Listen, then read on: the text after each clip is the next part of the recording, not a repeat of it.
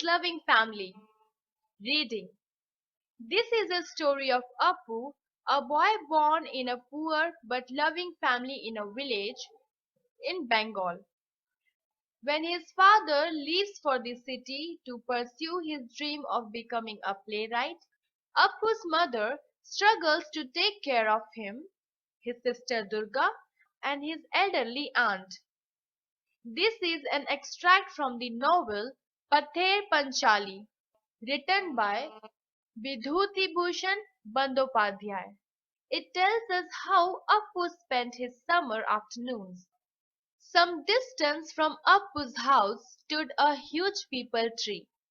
You could only see its top if you looked through the window along the corridor or from the raised terrace in front of the house. Appu would find himself gazing at it from time to time, and whenever he did so, he was reminded of a distant land far, far away. He never quite knew exactly what place it was. Somewhere the princess of his mother's fairy tales lived.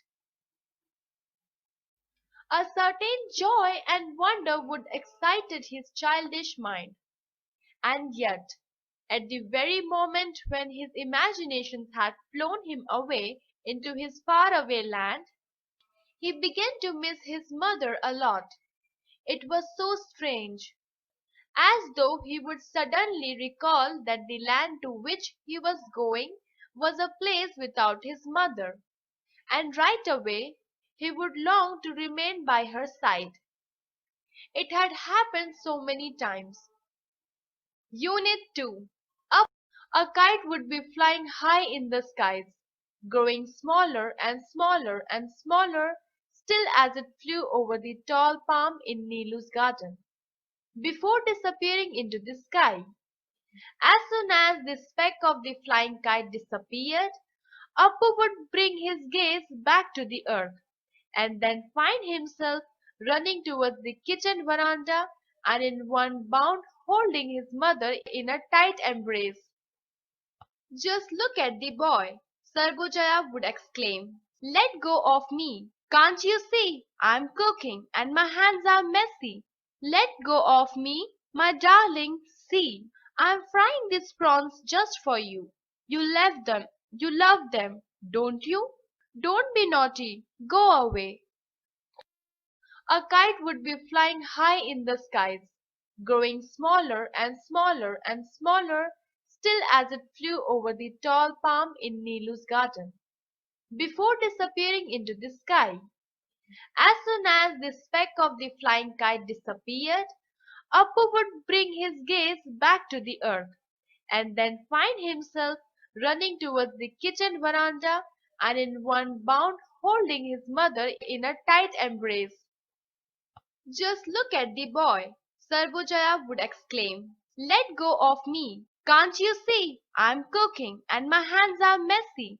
Let go of me, my darling, see! I'm frying these prawns just for you. You love them, don't you? Don't be naughty, go away." Some afternoons, after their meal, his mother lies down on the ground, spreading out one end of her sari, and reads in a sing-song voice verses from the Mahabharata. A white-breasted kite's shrill cry is heard from the top of the coconut tree near their house. Appu, sitting beside his mother by the open window, practices writing his alphabet while listening with all his heart and soul to her recitation from the Mahabharata. He gets completely lost in the world of the epic, especially when they come to the battle of Kurukshetra. The day draws to a close. His mother is up and about to finish her household chores. Appu comes out to the veranda and gazes at the distant people. There he seems to be Karna standing somewhere in that direction, beyond the trees, beneath the open sky.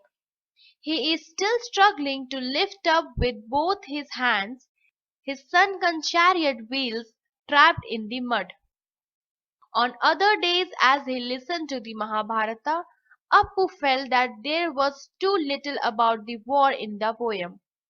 He found a way to make up for this, and to experience for himself the business of war. Picking up a length of split bamboo as if it was his weapon, he declaimed, and then Drona released 10 arrows at one go, but Arjuna released 200. And then what a mighty battle it was! Such a battle! The air turned dark with arrows, and then Arjuna, he leapt off his chariot armed with his shield and sword. And then a terrible battle began. Came Duryodhana, came Bhima. The sky turned black with arrows and nothing could be seen. It was the end of the April, a hot summer's day, by the edge of the jungle where the ruins of their uncle Nilmoni Ray's house lie. Guru Drona is deep in trouble. Arjuna's chariot, flying its Hanuman banner, is almost upon him. A mere blink of an eye stands between him and Arjuna's Gandiva bow which is about to let loose on him. Some afternoons after their he dreaded that the super weapon, the Brahmastra, will be released any moment now. From the Kuru side cries of hopelessness and lament rise. What are you up to, Appu? An amused voice from the other side of the jungle cut throughout the silent afternoon. Appu found his sister standing and watching him from the jungle of bushes with their zigzagging branches. She was giggling at his antics. When their eyes met, she said, "You madcap! Whatever you are muttering away, all by yourself? And why are you flinging about your arms and walking this way and that?" She ran up to him to plant an affectionate kiss on his soft cheek. "You are really mad. What are you doing?" she demanded to know. A shy Appu tried to ward off her questions. "Come on, was I really muttering? No, no." When Durga had finally stopped laughing at him, she said, "Now, come with me." And holding him by the hand, she led him into the woods, only stopping when they had come to a particular spot. He dreaded that. "Do you see how many nonas have ripened on that tree?" She was pointing out to the longish fruit that looked like custard apples. "How do you think we can get them down?" "Oh, so many of them, Didi.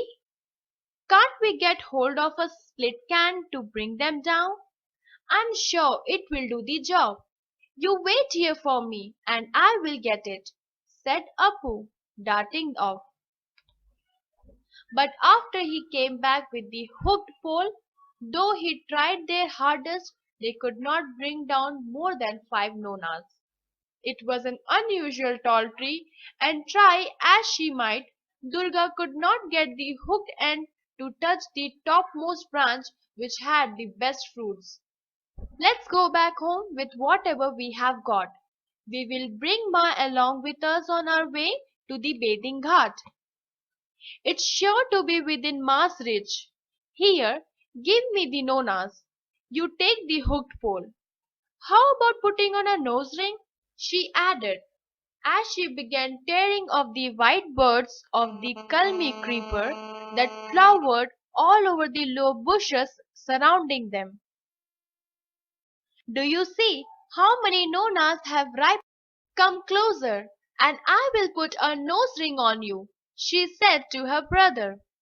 Durga liked putting on these little white flowers to the Kalmi, pretending they were nose rings.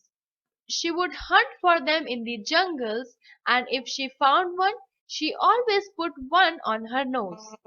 In the past, she put them on Appu's nose as well.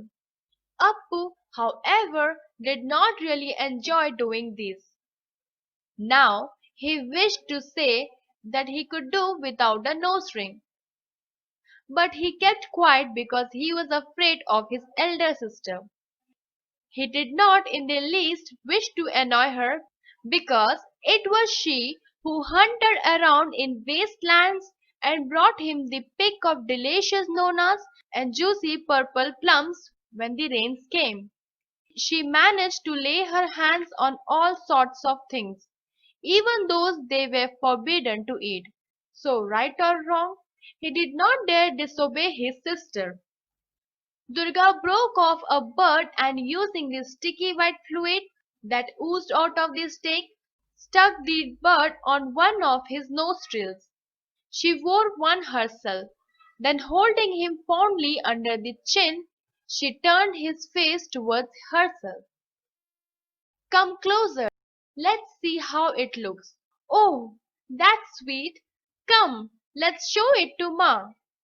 No, no, Didi. Appu tried to protest, quite ashamed of his nose ring. Why? Let's go. Don't take it off. It looks good. When they got home, Durga laid down all the nonas by the kitchen door. Where did you get them, dear? Sarbojaya was busy cooking, but she was very pleased at the sight of the fruits. They were growing in the lychee jungle, loads of them. Will you come with us and get some tomorrow? They are ripe too, flaming red like sindoor. Then, moving aside to reveal Appu standing behind her with his nose ring, she said, Look, Ma, goodness me, now who can that be? Said Sarbojaya with a laugh. Let's see how it can't recognize this person. Appu hurriedly took off the bird that hung from his nose. It's Didi, he said bashfully. She made me wear it. Come, Appu, come on, broke in Durga. I hear the dugdugi rattling away. Must be the monkey man with his drum. Come quick. In a flash, Durga had run out of the house and closed behind her Appu. But it was not the monkey man. After all, who appeared in the path ahead of them, it was Chini Bash, the sweet maker from the neighboring village. On his rounds to sell the sweets he was carrying, Chini Bash walked past Harihar's door without any attempt to enter the house. He knew the people of this house never bought anything from him.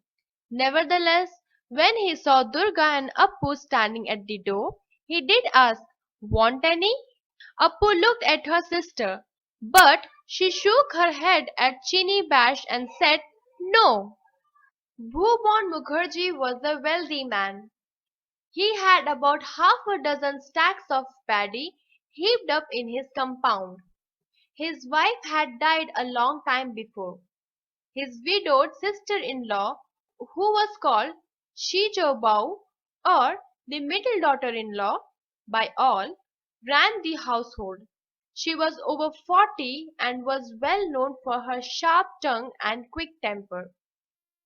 Can't recognize Shijobao bought a whole lot of sweets as offering for her Ganga Puja, all of which she stored in a freshly polished brass bowl. She then bought sweets for the children, Bhuban Mukherjee's and her own, who were all standing around Chini Bash. When she saw that Durga and Appu had followed Chini Bash into their courtyard, she gave her son Sunil a little tap on his shoulder and said quite loudly, Why can't you get up on the veranda and eat your sweets? I have bought the offerings for the puja. Can't let any of it get dirty. Chinny Bash had now picked up his wares and was setting off for another house. Shijobo bought a whole lot of sweets as Come Appu, said Durga. Let's go to Runu's. The two had barely gone past the outdoor when Shijobo made a face and exclaimed, The girl's such a greedy creature. Got a home, haven't you? Why don't you sit at home and buy something and eat it there? No, they must run from house to house, like mother, like brats. As they came out of Bhobon Mukherjee's house, Durga tried to comfort her brother. Nothing so great about that chini bashes sweets. Just wait and see. I'm going to get 4 paise from Baba for the chariot festival. Two for you and two for me. And we will buy heaps of sugar coated rice. Apu thought about this and after a while he said, Didi, how long is it before the festival? Biduti